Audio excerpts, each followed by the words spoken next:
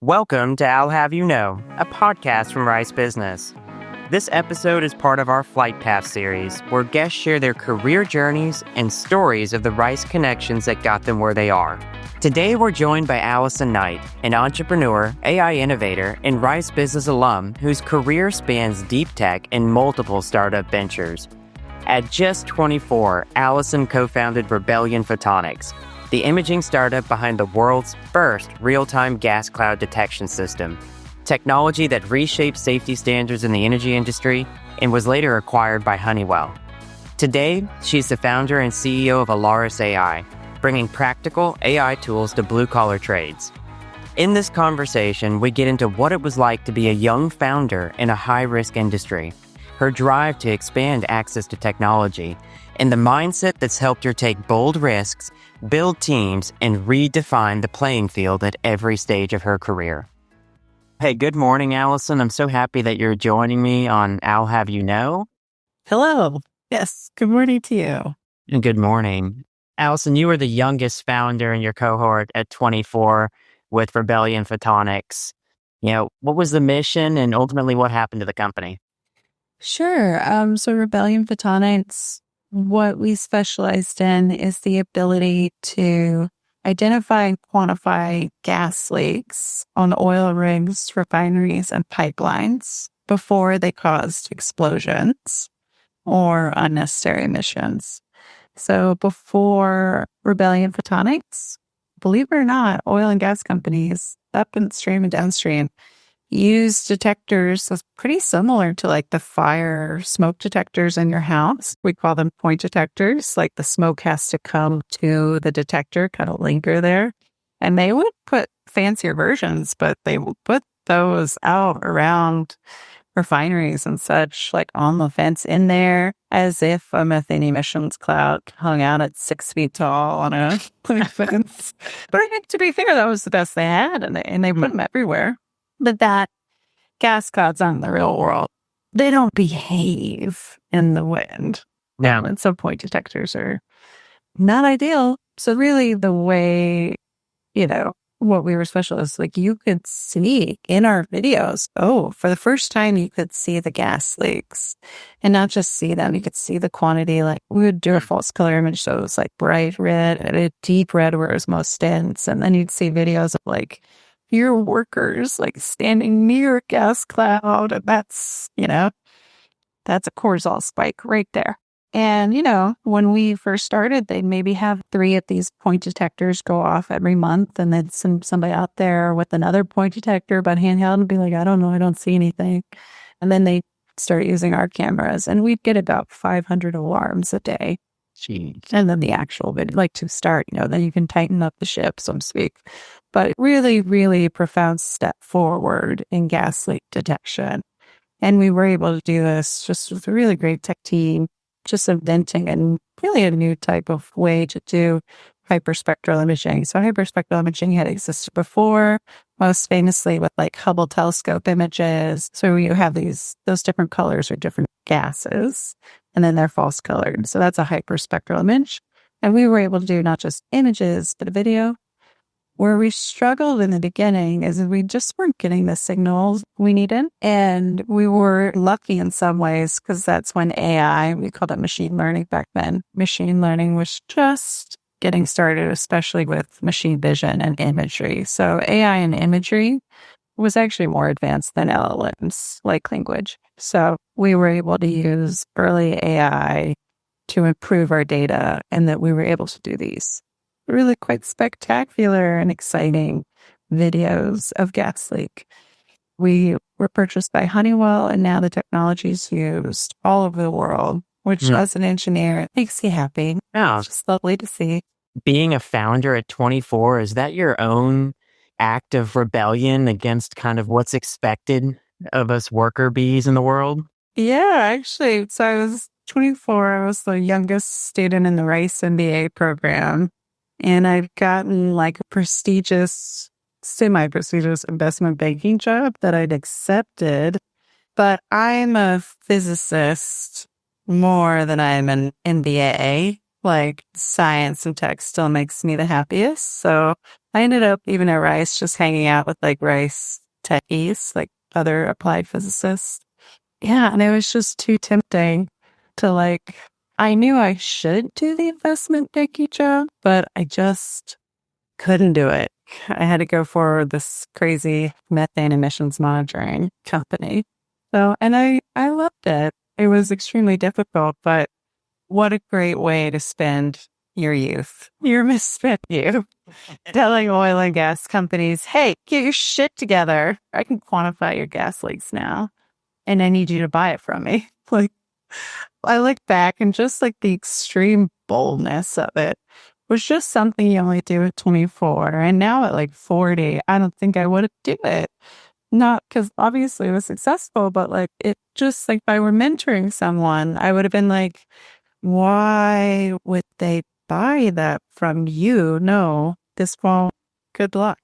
So I think there's something beautiful about naivety. Yeah, so being naive gave you the confidence. Is that what you're saying? Like, I prefer the word like innocence. Like this product should exist, and it should. I still have my core belief that, and no one is building it. What we were doing was so advanced in tech. Like you cannot analyze hyperspectral video in real time. You can't do it. It's like, yes, we can. So it was just so exciting on the tech side, and just like to just really, really believe in what you're doing is so special. And I'm so lucky that I got to do that for basically a decade. Yeah, so the tech itself was a bit of a rebellion. You have to remember, like, this is 16, going on 17 years ago, where AI, or for one thing, we didn't even call it AI, but AI was just very, very nascent. Like, you couldn't put out a job description for like an AI engineer. Even finding good data scientists was difficult. The only one doing this in machine vision, so like imaging, not language LLMs, the only people doing this, not in video, but static, were astrophysicists. So like a little set bucket of applied physics, because you see all those like Hubble telescope images with beautiful Eagle Nebula.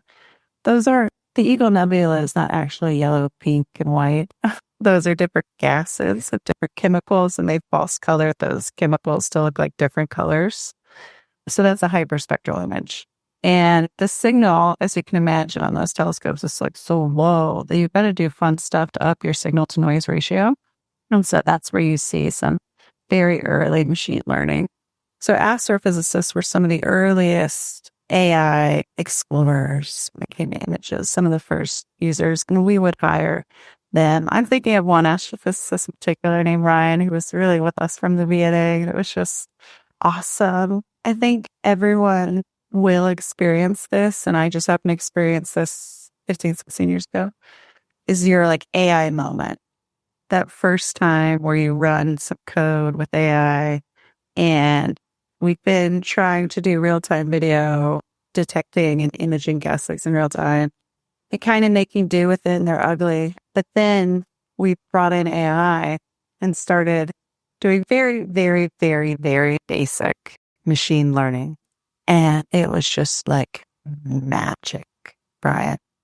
It was magic. Suddenly you could see the crisp outline of the methane emission cloud with the workers standing in it. I mean, you could just see the detail, the density. It was just like someone had turned the lights on, but like, I was just like, it'd really take your breath away. Like, oh, it's different. The world's our oyster. I still find great joy in tech, and just like, I consider myself more an engineer than a scientist. Like scientists, you get your Nobel Prizes and like you write your books, and it's very individualistic, especially in my field, which is physics. But an engineer, you don't know our names. You don't know the name of like the engineer who learned back in Roman times, put volcanic ash into the concrete so that you could do the viaducts, so that you could have the cities, you could have the Roman Empire. We are more just like a long process of passing the baton. And it just feels so good to have been part of that relay team. It's just one of the great pleasures of my life. And so to continue to do that is just very enjoyable. Well, you speak of the relay team. You had a co-founder with Rebellion Photonics, Robert Kester. How did you get connected with Robert? And could you talk about that relationship and specifically how it worked with Rebellion? Yeah, he was working in a lab in Rice. He was writing a grant for his research. He was just working in the Biological Research Center, which I believe still exists at Rice, and using his powers of physics in the cancer field, because that's where all the funding is. And he needed help writing a grant, this commercialization project. Someone was like, oh, there's a physicist actually right now in the MBA school who could probably help you write this. Because I'd been kind of getting the word out that I wanted to start a tech company with like the local tech community. And I've been volunteering for free at the tech incubator. I had been like actively networking for a good year. So that when the time came of someone, and I often had inventors kind of come to me or were introduced to me, but he was the one. And I was like, oh, this 50 people a year may buy this for cancer research for like very niche applications, but we could also look at all these other applications. So the second time we met, we shook hands and agreed to start a company. Wow. And I think any co-founder relationship, like it's two people, it is very similar to a marriage, but without all the fun stuff. It's just the hard part. But, I can look back now and be like very, very happy with what we built. We were so young. Like he was 27, I was 24. I am so impressed. We weren't perfect by any means at all. But I look back kind of almost like a different person. I'm like, you did great. Because I have a tendency to be so hard on myself. That says I'm aging. I think I'm like calming down a lot and just thinking back and being like, no, you were great, kid. You have to give your younger self a bit of grace. It's true. We didn't know. We didn't know. So the period of wasted youth and the decade of going full throttle, what did that teach you about the cost of startup life? Well, I'm doing another startup now, and I'm realizing like how different it can be if you're secure in yourself and your abilities. So I think so much of like the overworking was just like insecurity on my behalf and not like truly believing in myself and like all the imposter syndrome that like so many female founders have. And when we sold to Honeywell in 2019, we sold December 9th, 2019, and then COVID hit, right? In January, February. And at the time, I thought it was physically painful to stop and do nothing. And it had 3 very painfully, I mean, physically painful to do nothing. And it was the best thing that ever happened to me to just pause. Yeah. And I'm so glad I did. So now this second time founding a company, it's harder in a way because there's no innocence, there's no naivety. I know exactly what I'm getting into. But on the other hand, it's just everything's easier if as a second time founder, especially if you had a good old pause and, went to therapy. And so it's just nice to like have a chance to do it again and without putting myself last. Like I think a lot of female founders do this. It's like they will put themselves last on the list or just overextending yourself, not setting boundaries, not feeling like you can set a boundary. I had an all male board. We raised over 14 million for the company, plus a few million in government grants. And on my board, like they were a $3 billion fund and they never invested in a female CEO. And I did eventually have my first child at the end of Rebellion. And the first thing when I announced it to the board on our board call, and I left it so late, I was like 5.5 months. Like I left it as late as possible because I just knew, my God, it wasn't going to go well. And the first thing out of their mouth was heavy sigh, like, oh, you'll be distracted now. And that was really the tone. That was really the tone from then on out. Like, it's interesting. I mentor a great deal of female founders, and it has changed dramatically. Like, I tell stories like that, and it would just be unheard of if that wouldn't happen now. So a great deal of joy was taken away from me because then every board meeting was stressful, and then you're really having to like prove yourself. And I took a 10-day maternity leave even though I had a C-section. emergency C-section after 37 hours of labor, and I was back in 10 days. I think that is part of the reason I'm doing it again. I would like to have more agency, not having that feed into my story. Yeah. So tell me a bit about Alaris. So that's what you're working on now, right? With Alaris AI, this AI for blue collar. Like specifically, what do you mean?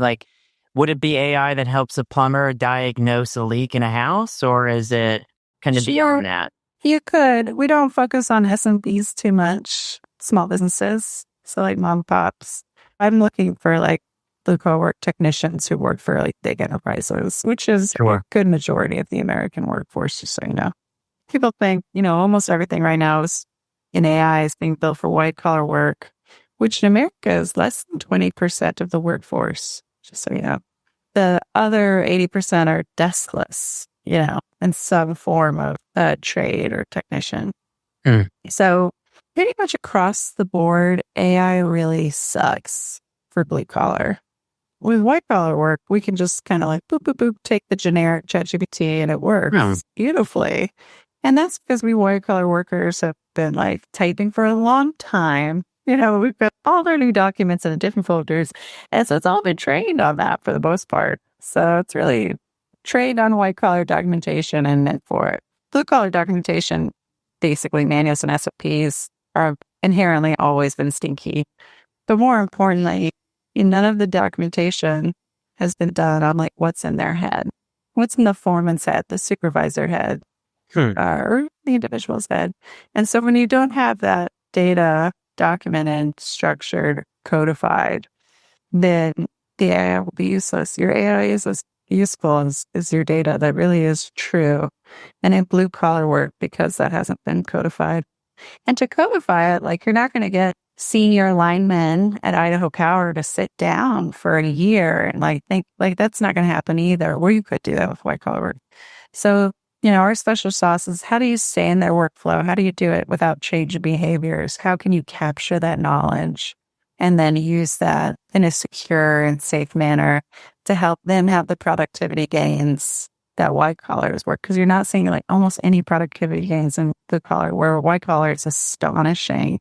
Yeah. So for this, like just backing up, like when I decided to do another company, I wanted to stay like with the users I like. Like I want job roles and blue collar work, but I also wanted to do something bigger. Like I think Rebellion had an inherent issue of market size. Like our market size was never big enough to be like a unicorn. Still really successful and I'm proud of it. But like if it's your second time at that, I've always been curious of like, oh, could I do a unicorn?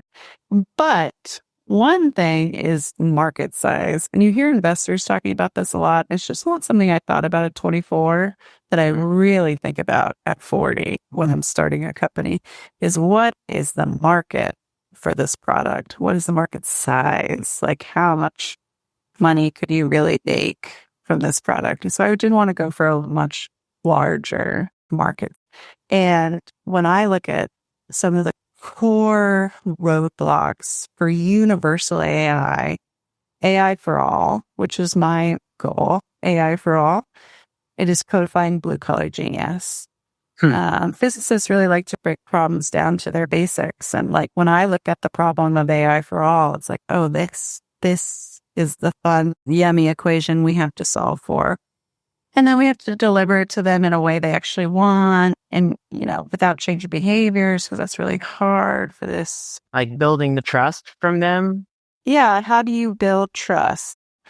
I think it's a lot of tech companies who are doing these enterprise sales. They sell to the CEOs, and I sell to CEOs too, and they look at them as the customer. A year or two later, the product gets cut and the company goes under because adoption rates were so low. And I think a general rule of thumb is two things. One, did you truly respect the end user? Did you respect what they felt, how it made them feel? Did you raise their cortisol levels or did they enjoy it? Like really down into their body. And the other one is like, did you take their agency away? Or did you give them more agency? And there's some products that are just like automation and you're taking their agency away and that's okay. I mean, I would sleep poorly at night, but that's okay because you've kicked them out entirely, so you don't need them to use it. But if you need a person to actually use it and be involved, you better not be taking their agency away. You better be giving them more agency and really back to literally how does it make it feel in my body. So I absolutely love that part of it. Maybe I should just quit and be like a product manager. Make my life simpler and just do that because I really enjoy it. So when I adjuncted, I found it really sharpened how I explain complex topics. You've taught as an adjunct at Rice Business. Did the classroom help you kind of in that same way? And what was it like shifting from running a business back into that teaching role?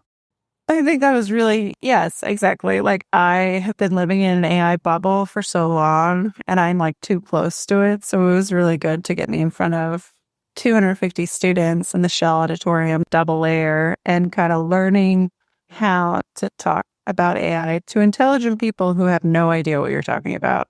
And so that was probably the best thing I could have done before launching the second startup, where still like very, very few of us truly understand AI, and that will change, but I think it's going to change over 10 years. So your adjunct course was specific to AI?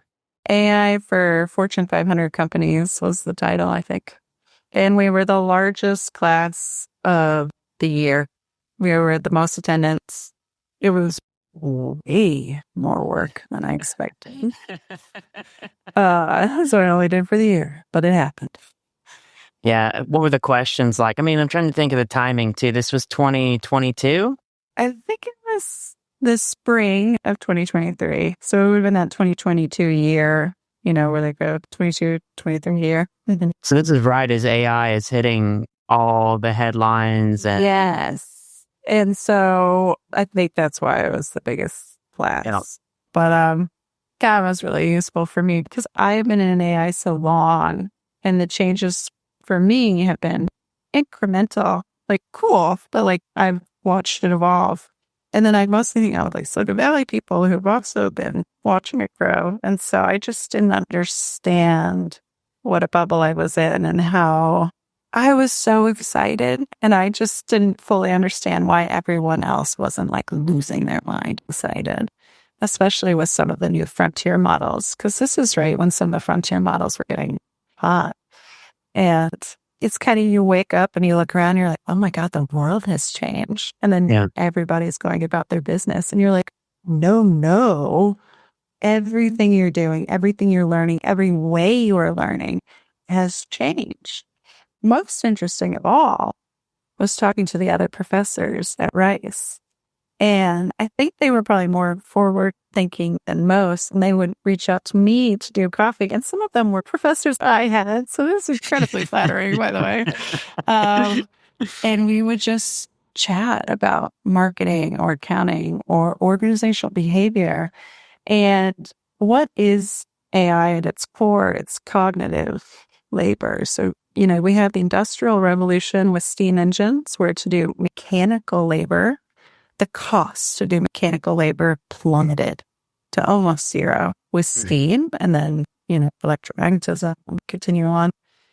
So here we have the cost to do cognitive labor has plummeted. And what does that mean? And we will find out that answer over our lifetime. But we're limited by our own creativity. Yeah. We live in a world now for tinkerers, which is great for me. But it was really interesting to be like the bearer of that and trying to explain like, no, really, let's break out your workflow. Here, I'll type the 500 things that you do. Okay. And for each one, let's see how AI affects that. And there were just back in 22, there's basic things because a lot of people thought of AI as automation, which is not accurate. AI at its core is prediction. Whether it's machine vision or LLM, it is a prediction machine. You can add coding at the end to take that prediction into a judgment, and there you have done full automation. But at its core is prediction. And I love the non-deterministic manner of it. So, some people who struggle the most with AI, this would be fascinating to you, is like coders, because they've lived in such a binary, hardcore, black and white, deterministic world. And now we've gone non-deterministic. we've gone from Newtonian mechanics to quantum mechanics, and I always prefer quantum. So this is so fun for me. Trying to explain. Well, it's rocking my world, and I sit here and I think this cost of cognitive going down, my long-term value in a career, am I really just going to be the manager of an AI that's going to make a determination and then I help it make the judgment? Yes. Am I the I think key? it's more than that. You are now, yes, every employee is now a manager. Like when you look at new org charts, it'll be like some people put like several AIs below one person. I think that's kind of silly. Technically, yes, different agentic workflows. It'll basically be you working with like an AI. But even now, like especially for white collar work, if it's white collar work, I mean, the only thing holding back you and your company are yourselves. And the thing I try to come across in the class, and I honestly don't know if I did a good job of it, but I attempted to make clear of like, this is a muscle. How you have learned up until this point is no longer helpful. You have had to memorize things and do the work and like all by yourself and like by scratch. And now you are multiplied. Now you can do the math that Einstein did. Now it's just like, what do you care about? Like, what do you like want to do with that? It was interesting. Some people in the class got quite emotional because they like, at its core, they were like, but I like doing the busy work. They didn't say it like that, but it was what they said. And I would just say, learn to crochet, or there are other busy work that is very enjoyable and I understand, but don't let that be your career. And also just not giving yourself enough credit. So I do really encourage people to like start building that muscle. I interact with AI every time I do cognitive work. So it's open all the time. I usually have multiple workflows working at the same time.